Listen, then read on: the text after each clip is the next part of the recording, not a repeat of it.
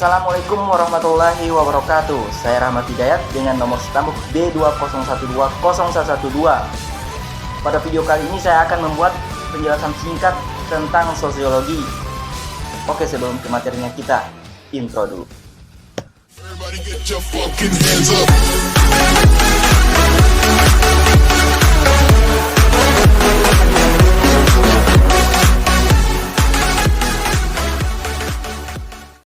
Bicara tentang sosiologi, sosiologi adalah studi tentang masyarakat. Beberapa uraian yang lebih detail mengatakan bahwa sosiologi adalah ilmu pengetahuan yang mempelajari tentang interaksi sosial masyarakat dalam kaitannya dengan struktur sosial.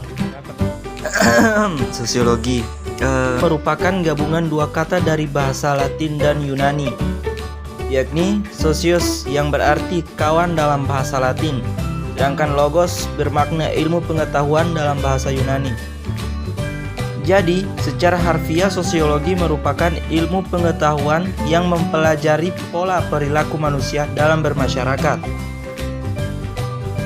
Istilah sosiologi pertama kali diperkenalkan pada tahun 1838 oleh Auguste Comte dalam bukunya yang berjudul Cours de philosophie positive.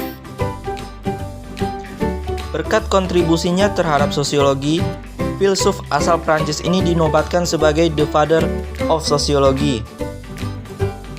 Tak seorang diri, dalam kemunculan awal sosiologi terdapat 4 penemu besar lainnya, yakni Emile Durkheim, Karl Marx, Max Weber, dan Herbert Spencer.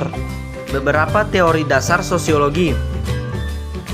Teori fungsionalisme struktural muncul dari sosok Emile Durkheim yang mengimajinasikan masyarakat sebagai suatu organisme yang tersusun dari berbagai komponen dan saling mempengaruhi untuk dapat terus berfungsi. Teori fungsionalisme mengajarkan bahwa masyarakat terdiri dari sistem yang tersusun secara struktural dengan perannya masing-masing, sehingga hasil dari berjalannya sistem secara keseluruhan dapat menciptakan tatanan dan stabilitas sosial. Durkheim yang menaruh perhatian pada tatanan sosial membawa perspektif fungsionalisme ini pada struktur sosial level makro, sebagai fokusnya dengan institusi sosial sebagai komponen dari sistem sosial tersebut. Dalam kacamata teori ini, lembaga sosial akan bertahan ketika fungsinya dijalankan dengan baik. Ketika terjadi malfungsi, maka perlahan lembaga sosial ini akan perlahan menghilang. Antar institusi sosial ini pun harus terjalin kerjasama yang baik. Jika tidak, sistem sosial akan kacau.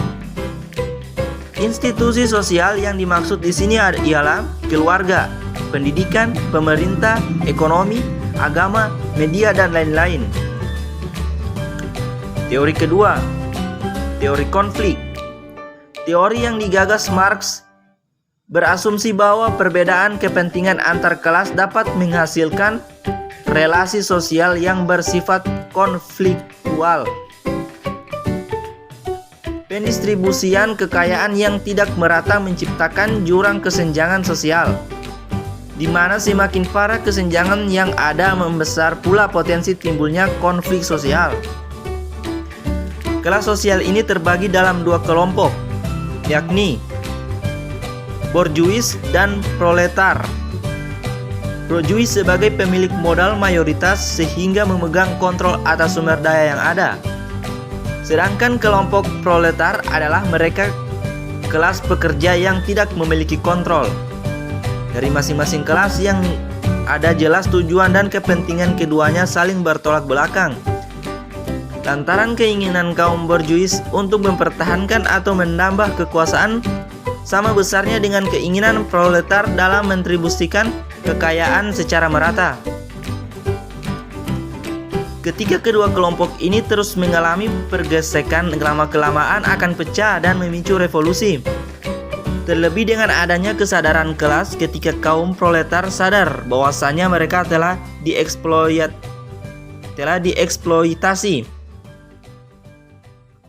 Segitu dulu video dari saya ucapkan terima kasih. Yap.